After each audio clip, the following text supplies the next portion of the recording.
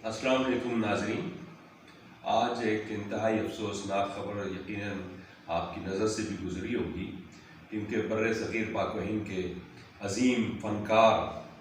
हज़ारों लाखों दिलों की धड़कन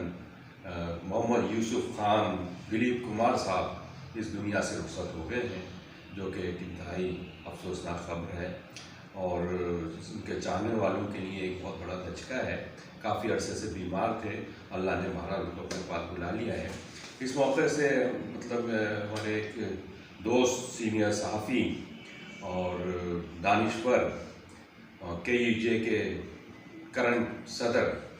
जनाब राशिद अजीज़ साहब हमारे साथ मौजूद हैं,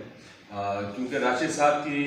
मुलाकात दिलीप कुमार साहब से इंडिया में हो चुकी है, तो यकीनन वो यादें उनके पास हैं, तो वो अपनी कुछ यादें हमारे साथ शेयर करेंगे। अस्सलाम वालेकुम या राशिद भाई, कैसे हैं? मैं चाहूँगा कि आज जो ये अलमनाक खबर यकीनन आपकी नज़रों से गुजरी है दिलीप कुमार साहब की रहमत की, तो दिलीप कुमार साहब से आपकी मुलाकात जो कि तारीख़ी वाक़या बन गया है यकीनन, और आपके लिए बेहतरीन यादें हैं, तो वो कुछ अगर आप शेयर कर सकें नाज़रीन के लिए प्लीज़। यकीनन ये एक अफसोसनाक वाक़या है, लेकिन ज़ाहिर है कि हमारे अक़ीदा है कि जो भी दुनिया में आया है उसको वापस जाना है, तो बहरहाल वो भी चले गए।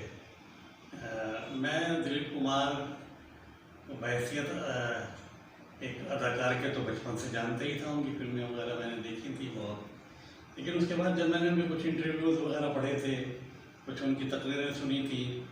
तो उसके बाद से मेरी ख्वाहिश थी उनसे मिलने की, क्योंकि उनकी उन तकरीरों और इंटरव्यूज़ वगैरह को सुनकर मुझे ऐसा महसूस होता था कि वो सिर्फ एक अदाकार नहीं हैं, बल्कि उनके अंदर एक तख्लीक़कार था, एक अदीब, एक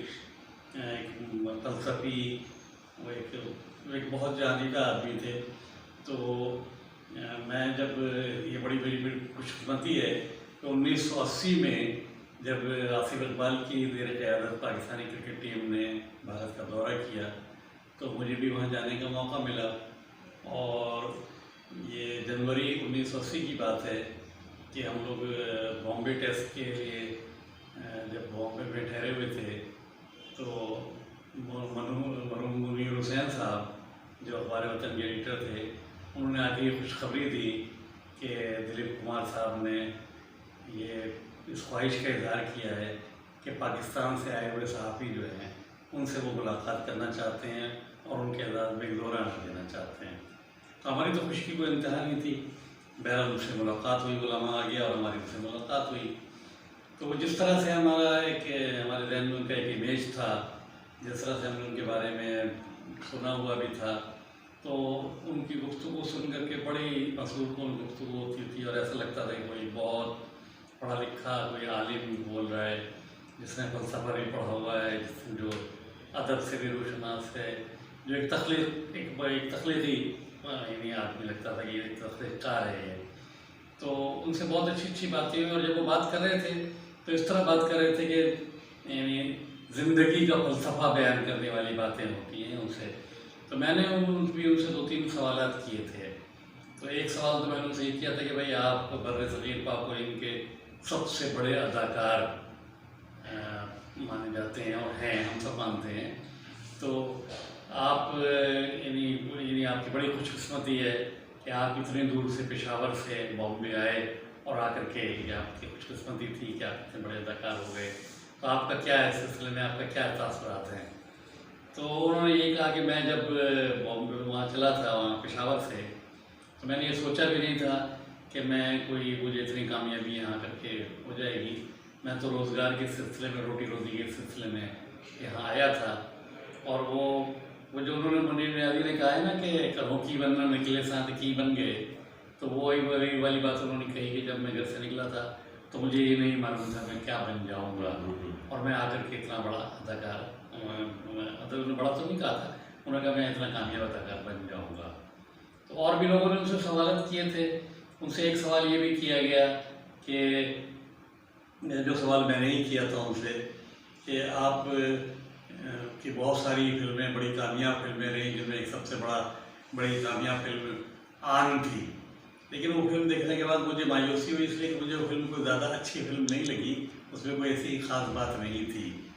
तो उन्होंने मुझसे कहा कि देखिए ये मसला ये था कि एक तो ये कि फिल्में जो बनती थी वो जो फिल्मसाज जो उसमें सरमायाकारी करते हैं और हिदायतकार जो है उनकी मर्ज़ी से बनती थी, और वो ज़ाहिर है कि पब्लिक के इंटरटेनमेंट के लिए फिल्में बनाते हैं, तो वो एक मसाला फिल्में बनती हैं, एक तरह का एक रूटीन था जिससे फिल्में बनती थी। तो मुझे खुद अच्छा नहीं लगता था कि भाई ऐसी फिल्में, लेकिन ज़ाहिर फिल्में मेरी मजबूरी थी। लेकिन बाद में कुछ जब मैं इस्टेब्लिश हो गया और मैंने फिर उसके बाद जब मैं उस जगह पे आ गया कि मैं अपनी मर्ज़ी से किसी फिल्म साज को हाँ या ना कह सकता था, तो तब मैंने अपनी कुछ हिदायतकार जब भी मेरे पास आता था कोई फिल्म साज, तो मैं उससे ये कहता था कि भाई देखिए फिल्म तो आप बनाएंगे, लेकिन कुछ उसमें थोड़ी बहुत मेरी भी से होगी, कुछ बातें मैं भी बताऊंगा। तो ख़ास तौर पे उन्होंने कहा कि जब फिल्म देवदास बन रही थी, तो उस देवदास फिल्म में आप ये समझ लें कि हिदायतकार के साथ साथ बराबर का हिदायतकार मैं भी था, और मैंने अपनी मर्ज़ी से बहुत सारी चीज़ें की, और बाद में बहुत सारी फिल्में ऐसी बनी जिसमें मेरी से होती थी। तो इस तरह की बहुत सारी बातें उनसे हुई। तो एक बार मुझे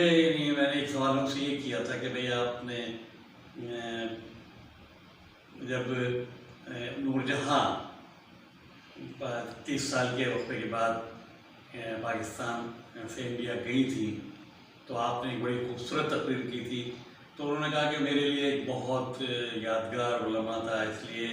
कि नूरजहाँ के साथ मेरी बड़ी यादगार वाबस्ता थी। मैंने उनके साथ इब्तिदा की थी और मैं उन्हें बहुत बड़ा फनकार मानता था। तो मुझे इसको ये याद आया, मैंने उनको याद भी दिलाया कि उनकी तकरीर में, और जिस चीज़ से मैं सबसे पहले मुतासिर हुआ था वो मैंने वहाँ याद दिलाया कि उन्होंने उस तकरीर में तो बहुत खूबसूरत तकरीर की थी, और ऐसा लग रहा था कि कोई बड़ा तख्लीक़कार जो है, कोई बड़ा अदीब और शायर कोई बातें कर रहा है, और आखिर में आकर के जो उनका आखिरी जुमला था वो जो बहुत ही खूबसूरत जुमला था, जो इसको अदबी जुमला आप कह सकते हैं, और वो जुमला ये था कि मादाम 30 बरस बाद आप भारत वापस आई हैं और ठीक 30 बरस हमने आपका इंतज़ार किया है। वाह वाह। तो इस जुमले से मैं बहुत मुतासिर हुआ था उनके, और इस तरह की और बहुत सारी बातें उनसे हुई। तो एक बड़ी एक यादगार मुलाकात थी वो। बहुत ज़बरदस्त, बहुत ज़बरदस्त। तो नाज़रीन, यकीनन गुफ्तगू दिलचस्पी थी ली होगी आपने, और ये